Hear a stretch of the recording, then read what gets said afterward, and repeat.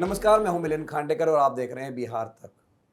बिहार तक में हम लगातार बिहार विधानसभा चुनाव को लेकर चर्चा कर रहे हैं और आज जो चर्चा करने जा रहे हैं वो बेहद ख़ास है, क्योंकि आज हम बात करेंगे बिहार के राजनीतिक इतिहास की। पिछले 100 सालों में बिहार की राजनीति किस तरह से करवट लेते रहते 2025 तक पहुंची है। और इस बातचीत के लिए मेरे साथ जुड़ रहे हैं किताब जेपी टू बीजेपी। मेरी नज़र में ये बहुत अच्छी किताब है। अगर आपको बिहार का राजनीतिक इतिहास समझना है पिछले 75 बरस का, तो मैंने दो चार किताबें पढ़ी है, लेकिन मुझे ये बहुत अच्छी लगी क्योंकि इसमें संपूर्ण आप जानकारी ले सकते हैं कि कैसे आज जो किताब का शीर्षक है जेपी टू बीजेपी, मतलब कैसे समाजवादी धारा से शुरू हुई जो राजनीति बिहार की आज बीजेपी की तरफ या भगवे रंग की तरफ मुड़ गई है। और इसके लेखक हैं संतोष सिंह। संतोष जी इंडियन एक्सप्रेस के सीनियर असिस्टेंट एडिटर है। इसके अलावा ये इनकी ट्रायोलॉजी है, इन्होंने कर्पूरी ठाकुर पे भी किताब लिखी है, इन्होंने लालू और नीतीश पर भी किताब लिखी है। और ये जो जेपी टू बीजेपी है, दरअसल 2025 की राजनीति को सही तरह से रेखांकित करता है ये शीर्षक, क्योंकि कहाँ तो 50 साल पहले समाजवादी आंदोलन से बदलाव की शुरुआत हुई थी, वो अब बीजेपी के दबदबे तक पहुंच गई है। संतोष जी, बहुत बहुत स्वागत है आपका। Thank you. तो संतोष जी, आपसे जो बातचीत करेंगे, जो हम अलग अलग किरदार है इस किताब में भी और जो राजनीति में भी, उन पर हम सिलसिलेवार आपसे बातचीत शुरू करेंगे। तो जो किताब आपने 2020 में जब ख़त्म की थी किताब, तो जो पहला जो आपने लिखा था कि 5 साल पहले ही आपने एक तरह से बता दिया था कि 2 कैरेक्टर के नाम लिए थे, तेजस्वी और चिराग पासवान। तो इनके बारे में बारी बारी से बात कर लेते हैं कि तेजस्वी की जो एंट्री है, आप बताते हैं कि 2010 में लालू प्रसाद यादव ने इनको पहली बार प्रेस के सामने पेश किया था। तो ये क्या, कहाँ से कहानी शुरू होती है? कहानी वहीं शुरू होती है जहाँ से आपने कहा। 2010 के आसपास हम लोगों को भी ये अंदाज़ा नहीं था कि तेजस्वी को प्रोजेक्ट करेंगे अहेड ऑफ तेज प्रताप। एक हम लोगों को ये था कि हो सकता है कि मीसा भारती सबसे बड़ी हैं, उन्होंने पॉलिटिक्स देखी है बिहार की करीब की, जब राबड़ी देवी मुख्यमंत्री थी वो सहयोग भी किया करती थी, तो हो सकता था कि वो उनको प्रोजेक्ट करे। लेकिन ऑफ कोर्स उन्होंने बेटों को आगू करने की सोचा। तेजस्वी तो क्रिकेट खेलते थे, और लेकिन चूंकि तेज प्रताप नन सीरियस थे, तो मुझे लगा कि एक लालू जी ने एक नैरो डाउन किया होगा कि तेजस्वी को किया जाए। तो 10 में पहली बार मुझे याद है कि आरजेडी के दफ्तर में वो एक फुल स्लीव शर्ट पहन करके पैंट आते हैं और लालू जी पीछे बैठे हुए हैं और तेजस्वी माइक पर 2-2.5 मिनट बोलते हैं, एक जनरल एक स्टेटमेंट देते हैं कि जो समाजवाद का रटा रटाया जो सेंटेंस हो, जो उन्होंने सुना होगा पिताजी के भाषणों में, एक सधा हुआ 2-3 मिनट का वो एक लड़का बोलता है और लालू जी बहुत खुश होते हैं। तो वहीं से हम लोगों को लग गया कि इसको प्रोजेक्ट किया जा सकता है।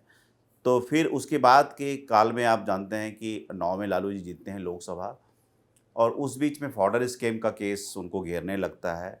फिर एक से बाद 13-14 तक आते-आते वो कन्विक्शन के करीब आता है। तो एक फॉर्मल एंट्री जो तेजस्वी की होती है वो 2013 में होती है एक तरह से।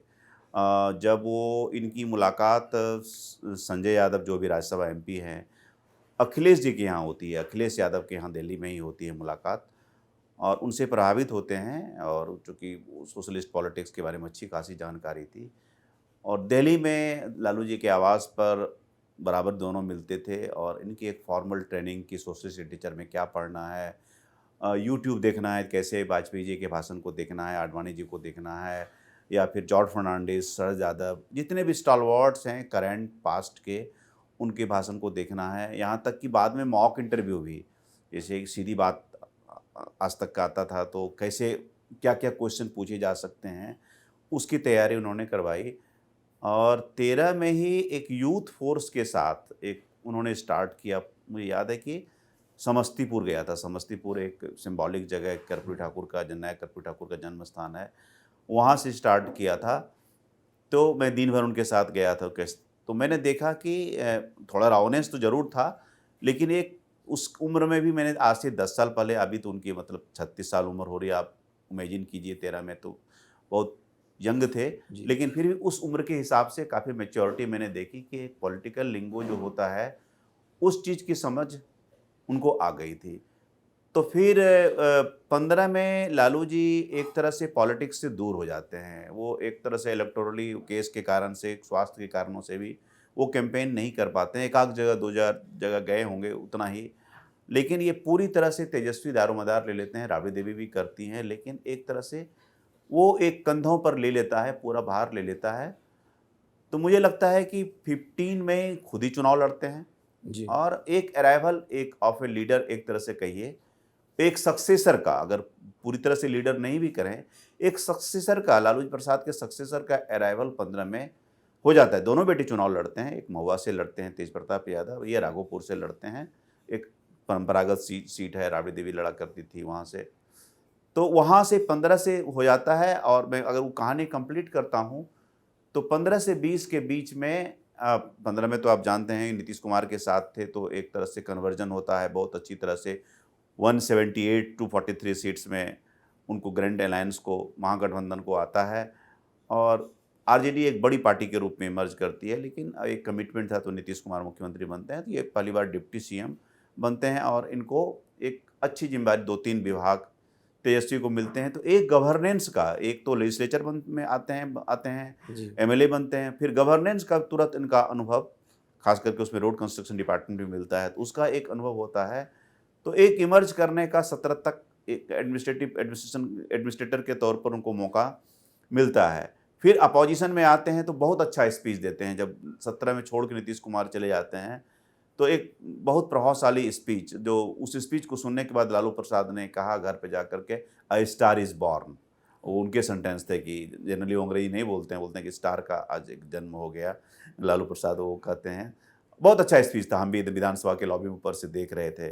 तो बीजेपी को उन्होंने एक लाइन कहा था, बॉस, ये लाइन बोला, बॉस आप लोगों को 91 सीट था, तब आप लोग क्यों डर रहे थे? तो हम लोग हंसे भी उसके, उनके टर्म पर, लेकिन फिर भी बहुत अच्छा। वहाँ से एक राइज वहाँ जो असेंबली में देखा कि एक नेता प्रतिपक्ष के रूप में भी बहुत अच्छा रहा। और 20 में तो कमाल किया एक तरह से कि एक 10 लाख के जॉब की नौकरी को, उस नैरेटिव को, पिता के स्लोगन को, सोशल जस्टिस के, सेकुलरिज्म के स्लोगन को पीछे रखते हुए उनके पिक्चर्स को भी इस्तेमाल नहीं किया, पोर्ट्रेट को इस्तेमाल नहीं किया, न माता के न पिता के। और ये बहुत सारे लोगों का आइडिया था, उसमें जगदानंद सिंह का भी रोल था जो आरजेडी के अभी स्टेट प्रेसिडेंट थे। तो 20 में पूरी तरह से ऑलमोस्ट ही अराइव्ड एज ए लीडर।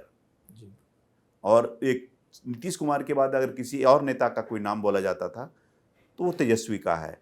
तो उसके बाद में फिर से जब इनके साथ 22 में मिलकर सरकार बना लेते हैं तो लीडर का तो ग्रोथ है, लेकिन पार्टी का ग्रोथ रुक जाता है, क्योंकि 2-2 बार उस कॉम्बिनेशन में आप रहते हैं। नीतीश कुमार भी आपके मुखिया है, तो फिर आप शिकायत क्या करेंगे? क्योंकि आप बहुत सारी आपको जिम्मेदारी भी लेनी पड़ेगी, आप शेयर होल्डर भी हैं सत्ता के। तो एज ए पार्टी का ग्रोथ नहीं होता है, मैं कहूँगा पार्टी का ग्रोथ नहीं हुआ, लेकिन तेजस्वी का ग्रोथ एज ए लीडर अब ऑलमोस्ट ही इज राइट अप देयर। 90% मैं कहूँगा 10 में से 9 का ग्रोथ हो चुका है। थोड़ा बहुत अगर फ्लिप फ्लॉप हो जाता है, मुझे लगता है एडवाइजर्स की कमी है, जैसे कि अभी इपिक वाला एपिसोड हुआ, अब दूसरा इपिक किसका था, या इपिक नंबर, अपना इपिक नंबर मीडिया के सामने बोलने की क्या ज़रूरत थी? तो these are the some of the few things he has to learn. तो ऑल सेड एंड डन मैं कहूँगा कि ऑफकोर्स बिहार की पॉलिटिक्स में एक बड़ा नाम है आज के डेट में तेजस्वी। लालू प्रसाद के बेटा होने के, वो बेटा होना दोनों बात है, बैगेज भी है और एसेट भी है। लेकिन अब इन दोनों के बीच से निकलना है कि एसेट कितना है, बैगेज कितना है। नहीं, तो मैं आपको दोबारा 2012 में ले चलता हूँ, जो आपने किताब में लिखा है कि संजय यादव ने एक तरह से इनकी ट्रेनिंग की और ये यूट्यूब पर वीडियो देखते थे और कांशीराम और अटल बिहारी वाजपेयी के भाषण से या उनके विचारों से, खास करके कांशीराम से, वो बहुत प्रभावित थे। तो उस दौर के बारे में और क्या जानकारी है जो इनकी ट्रेनिंग हुई, मतलब तेजस्वी यादव को संजय यादव ने कैसे ट्रेनिंग दी? ट्रेनिंग उनको ये दिया कि देखिए कि अब सोशलिस्ट लिटरेचर तो उन्होंने पढ़ा तो नहीं था, आप उन्होंने पिता को देखा था और पिता के स्पीचेस सुने थे, उनको घर में देखा था ऑब्वियसली। लेकिन एक जो सोशलिस्ट पॉलिटिक्स क्या होती है, तो संजय यादव ने कहा कि भाई थोड़ा सा जयप्रकाश नारायण कौन है, रामानंदन मिश्र कौन है, डॉक्टर राम मनोहर लोहिया की क्या पॉलिटिक्स है, उनकी किताबें क्या है, उनकी किताबों में उसका टेक अवे क्या क्या है, वो सब आपको जानना है। तो उन्होंने पूरे सोशलिस्ट लिटरेचर को एक सिंप्लीफाइड फॉर्म में उनको बताने की कोशिश की। और सबसे अच्छा मीडियम था यूट्यूब। यूट्यूब पर जो अवेलेबल था वो उसको एक सुनना और देखना क्या हो पाओ, जो जो करंट लीडर्स थे, जैसे कि जॉर्ज को बहुत सुनते थे कि जॉर्ज कैसे बोलते हैं, शरद जी को सुनते थे, आपको पिता को सुनते थे। वाजपेयी के भाषण में वो उन्होंने कहा कि मुझे तेजस्वी ने बताया था कि भाई कैसे एक बैलेंस स्पीच कैसे दे सकते हैं, ठहराव के साथ, अपोजिशन को अटैक करते हुए ऐसा नहीं लगे कि आप अटैक कर रहे हैं। जी। तो वो सब चीज़ें वहाँ के वो जो नुएंसेस हैं बोलने के, वो उस सोशलिस्ट लिटरेचर को थोड़ा पढ़ा भी और बहुत सारा देखा। ये देख करने के बाद उनको कॉन्फिडेंस हुआ, तो तब कहा कि अब मॉक इंटरव्यू करते हैं। तब एक सीरीज ऑफ मॉक इंटरव्यू जब किया कि ये तुम्हारे टफ क्वेश्चंस तुम्हारे लिए हो सकते हैं, तो कोई जब प्रश्न आते थे तो शुरुआत में प्रश्न मांगते थे कि प्रश्न क्या होंगे। अब धीरे धीरे प्रश्न मांगने बंद कर दिए, तो वो इतना कॉन्फिडेंस आ गया 15 तक आते आते कि चलो अब हम किसी भी सब्जेक्ट पर बोल सकते हैं, ब्लंडर नहीं होगा। तो वो कहीं ना कहीं इनिशियली वो संजय यादव की जरूर ट्रेनिंग थे, वो क्रेडिट वो देते भी हैं और दोस्ती भी बरकरार है उसी कारण से। तो संतोष जी, जैसे आपने कहा कि 2015 आते-आते तेजस्वी मैच्योर हो गए, एक नेता के तौर पे उभरने लगे। लेकिन मैंने ये भी पढ़ा आपकी किताब में कि जो नीतीश कुमार के साथ पहले दौर की बातचीत हुई थी गठबंधन बनाने के लिए, तो उस डेलीगेशन में तेजस्वी भी शामिल किए गए थे। जब ये वो जब वो बातचीत हुई कि नीतीश के साथ अलायंस होगा, दिल्ली में जो बैठक हुई, तो उसमें तेजस्वी भी शामिल थे उस बैठक में। 2015 वाली जी, में। 2015 की बात कर जी रहा हूँ जी। मैं। तो ये मतलब 2015 तक उनका एक तरह से राजनीतिक हाँ एकदम उत्तराधिकार बनना तय हो गया था। निश्चित रूप से उसमें, जैसे कि मनोज कुमार झा राज्यसभा एमपी अभी जो हैं जी, second term, he played a key role. जी, तो और इवन कि उस समय जो बातचीत हुई थी उसमें प्रशांत किशोर का बहुत रोल था। जी, प्रशांत किशोर जब एडवाइजर थे, उन्होंने एक बताया नीतीश कुमार को भी, लालू प्रसाद दोनों को बताया कि किस प्रकार आप दोनों साथ में आए तो कन्वर्जन कैसे हो सकता है। ये बात बहुत देर से खुली। नलिन वर्मा की वो को ऑथर में किताब आई, लालू प्रसाद की जो ऑटोबायोग्राफी है, गोपालगंज टू रायसीना, तो उसमें भी उन्होंने इस चीज़ को जिक्र किया है कि किस प्रकार प्रशांत किशोर ने ये आइडिया दिया और इस आइडिया पर वर्क किया। फिर चैनल्स खोले गए कि कैसे कैसे बातचीत हुई। तो 2-3 राउंड ऑफ बातचीत हुई है और उसके बाद तब वो आते हैं, तेजस्वी, संजय यादव, तेजस्वी, ये सब सीन में आते हैं। फिर वो लेवल पर बातचीत शुरू होगी कि तब फिर वो एग्री हो गए कि हाँ ये हो सकता है। और ऐसे मतलब आप जो पूछ रहे हैं कि उसमें एक जो एक नेता के तौर पर, उसमें लालू जी का उतना स्वास्थ्य भी खराब नहीं था। लालू जी जेल आते जाते रहे थे, लेकिन फिर भी उनका इनपुट आते रहता था। और of course he played a key role. लेकिन तेजस्वी की भी सहमति थी, उनको भी कन्विंस किया गया कि भाई अजय, तुमको अगर नीतीश कुमार के अंदर में रहोगे तो तुम पॉलिटिक्स सीखोगे, तुम्हारे लिए एक अच्छी ट्रेनिंग भी होगी। और उसमें की बहुत एक एक इंटरेस्टिंग वाक़यात है, जो कि मैंने पहली किताब में दर्ज किया हुआ है कि मैं फुलवरिया गया हुआ था। लालू प्रसाद गोपालगंज उनका उनका जो गाँव जी, है। तो फुलवरिया में उनके बीरेन चौधरी उनके पाटीदार हैं, चचेरे भाई सब लगते हैं। तो उन्होंने कहा मुझको कि, मैंने कहा कि नीतीश कुमार मुख्यमंत्री बन जाएँ तो क्या होगा? जो मतलब हुँ, अब उनको बनाना चाहिए। हुँ, तो बोला देखिए लालू जी सत्ता से बाहर हैं, हुँ, सत्ता में आना ज़रूरी है। हम शेयर करें तो शेयर करने से कुछ नहीं होता है। नीतीश कुमार ही मुख्यमंत्री बनेगा, आरजेडी सरकार में तो आएगी कम से कम। हुँ, तो ये मैंने इंडियन एक्सप्रेस में छापी। हुँ, तो लालू जी ने पढ़ी उसको, तो हुँ, लालू जी को कुछ कुछ लोगों ने कह दिया कि गलत रिपोर्ट है। हुँ, और उसी दौरान मुझे लालू जी का इंटरव्यू करना था। हुँ, तो लालू जी को जो इंटरव्यू मैंने किया तो पहला ही सवाल पूछा कि बीरेन क्या बोला था आपको? तो मैं, बीरेन क्यों पूछ रहा है? कह रहे कौन बीरेन? अरे मेरा पाटीदरवा जो है, हुँ, क्या बोला? तो हमको यही बोला कि सत्ता शेयर होगा तो क्या मिला? अच्छा बोला था ना? कहले हाँ बोला था। अच्छा जायदा अब तो पूछा। हुँ, तो वो कन्विंस जब हो गए, ये कन्फर्म कर ले कि उसने बोला है। तो वो देखिए ये चीज़ दर्शाता है कि आरजेडी के जो फॉलोअर्स हैं, बैक होम उनके जो घर के लोग हैं, इतना डेस्परेशन था पावर के लिए कि भाई कोई मुख्यमंत्री बन जाए यार, तुम इतने सालों से बाहर हो, हुँ। तुम सत्ता में तो आओ, ये ज़रूरी था। तो वो वहाँ पर भी उस जो जिसका आप ज़िक्र कर रहे हैं, वह भी कहीं नींव पड़ी उस गठबंधन की। हाँ, मैंने उस गठबंधन की नींव नींव पड़ी और ये बड़े कंफर्टेबल नहीं थे इनको प्रोजेक्ट करने के रूप में हुँ, कि भाई इनको मुख्यमंत्री के रूप में प्रोजेक्ट किया जाए कि नहीं किया जाए।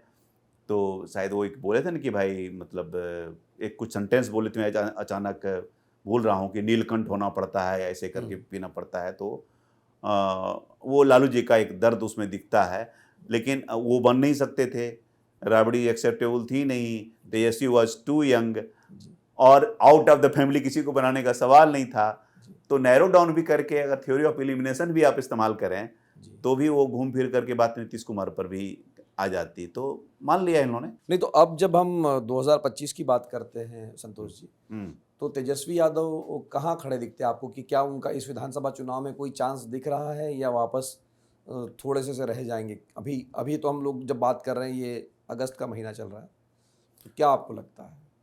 देखिए, उनका वोट बेस जो है मोर और लेस वो इंटैक्ट है।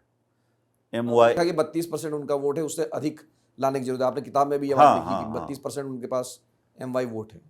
नहीं 32% MY वोट तो मतलब उतना उतना कहाँ आता है, उतना अपने पर उनको आ जाए, RJD को सिर्फ आ जाए तब जी क्या कहने है। जी वो तो बड़ा आसान कैलकुलेशन है कि 17 प्लस 14 पर 17 पॉइंट समथिंग ऑलमोस्ट 32% हो जाता है। जी वो लॉक स्टॉक बैरल थोड़ी आता है, जी, उसमें से भी कुछ रह जाता बहुत होता है। अगर इनका 18% तक गिर के चला गया, 18.5-19% है। तक जी MY होते हुए भी जी गया हुआ है, वो ऐसा थोड़ी, उसका भी उसमें भी क्षरण होता है ना। जी वो तो एक सॉलिड ब्लॉक के रूप में आप ये कहते हैं कि कोई अगर कोई चिराग पासवान स्टार्ट करता है तो वो 6% से स्टार्ट करेगा, जैसे कि जी 5.3% है, तो उनको 5.66 लास्ट बार आया था जी विधानसभा में, तो वो उसका बेस वोट मान के 5 चलें, तो लालू जी का माना जाता है कि भाई यार इनका 14 है प्लस, तो 20 तो इसका बेस है। तो सवाल यह है कि MY प्लस वॉट, ये प्रश्न हमेशा से पूछा जाता रहा है। तो अब बीच में पूछेंगे क्या है, बीच में था कि जो यूथ को जो था ना, youth across party line, across caste groups, उसका ट्रैक्शन हो गया। जी 10 लाख नौकरी एक बहुत बड़ी बात थी, जो कि इवेंचुअली नीतीश कुमार फाइनली कर रहे हैं, अब नौकरी कर रहे हैं। ये चीज़ें तेजस्वी ने एक स्लोगन दे करके उसको एक लाया था, लेकिन अब 25 में क्या है कि जितने भी तेजस्वी ने बात बोली, नौकरी की बात हो गई, वो पंक्चर हो गया। कहा पेंशन हम 1500 इसको करेंगे, 400 से 1200 करेंगे, तो 1100 ने कर दिया, जो भी कहा था। अब ये कह रहे हैं कि 200 मेगावाट बिजली बोली थी तो 125 दे दिया। माई बहन योजना की बात करें, उसमें भी हम लोगों को सुनने आया है कि उसकी भी तैयारी चल रही है NDA में, कि 2000 या 2100 रुपया ये दे सकती है। तो जितने भी डोल्स की पॉलिटिक्स है, वो जो लेके चले थे नौकरी वाली बात, वो 10 बोले थे, दोनों सत्ता मिलाए तो 19 लाख बोल दिए। तो अभी सरकारी नौकरी में अब टीचर्स का देखिए, TRE 3 TRE 4 का कल अनाउंसमेंट हुआ। ये अनाउंसमेंट कर दिया कि इसमें डोमिसाइल होगा, कि बिहार के लोगों के लिए 85% रिजर्वेशन, 1,10,000 लगेगा, TRE 6 आएगा उसमें। तो जितने भी डोल्स की पॉलिटिक्स है, जॉब्स की पॉलिटिक्स है, जो ये बोलते थे, तो Tejashwi has nothing new to offer in this election. आप कैसे भीड़ जुटाएंगे? अब सोशल उसी उसी बेस वोट पर, और MY प्लस वॉट, किसको ला रहे हैं आप? आपके कॉम्बिनेशन क्या हैं? किसको किसको वोट देंगे? तो वो फैक्टर, और जिस पर हम बात करेंगे प्रशांत किशोर फैक्टर, ये बहुत कुछ इस चुनाव को डिसाइड करेगा कि किसके किस में कितना अंतर रहेगा। मोर और लेस इनका वो इंटैक्ट रहेगा, लेकिन जो एक सर्ज हुआ था 10 लाख नौकरी वाले फैक्टर के कारण, वो सर्ज नहीं देख रहा हूँ। और कांग्रेस अभी भी इस अलायंस का वीक लिंक है, महागठबंधन का। मुकेश सहनी आए हैं, रहेंगे कि नहीं रहेंगे, आई एम नॉट श्योर। वो लास्ट टाइम तक बार्गेन करेंगे, जहाँ जितनी उनकी राजनीति को मैं समझ पाया हूँ, लास्ट तक वो बार्गेन करेंगे। ML इनका strong point, CPI ML liberation जो है सबसे स्ट्रॉन्ग अलायंस है, उनको इस पर ज़्यादा सीटें मिल सकती है, क्योंकि उन्होंने, अब देखिए उनके जीत के लोकसभा में जीत लिया उन्होंने 2, और तो they have perform very well. अगर कांग्रेस मान लीजिए थोड़ा सा बेटर करती है पिछले बार से, तो हो सकता है तो राइट अप क्लोज। और आप इस इलेक्शन का एक ही वेरिएंट है मेरे हिसाब, वेरिएबल है इस इलेक्शन का, वेरिएबल प्रशांत किशोर है, कि किस पार्टी को कितना डैमेज करते हैं। वो कितनी सीटें जीतते हैं वो इमेटेरियल है, 5 जीतते हैं, 10 जीतते हैं। अगर किसी को 50 हरवा देते हैं, 50 में से मान लीजिए 30 इनको हरवा देते हैं, तो कहानी खत्म। तो ये होगा कि एक्स की किस कास्ट के कैंडिडेट हैं, किस सोशल ग्रुप में हैं, प्रशांत किशोर ने एक्स के अगेंस्ट में किसको दिया है, तो वो दिखाई देगा 1-on-1 कैसे। जैसे चिराग पासवान ने JDU वाली सीट पर अपने कैंडिडेट को टारगेट किया था, अगर उसी प्रकार से प्रशांत करते हैं कि JDU सीट पर कैसे कर रहे हैं, सीट दे रहे हैं, RJD की सीट पर कैसे दे रहे हैं, कांग्रेस की सीटों पर कैसे दे रहे हैं, तो अब ये सीधा लास्ट राउंड में चला गया है। वो इस इलेक्शन का सबसे इंटरेस्टिंग पार्ट प्रशांत किशोर की एंट्री है इस चुनाव में।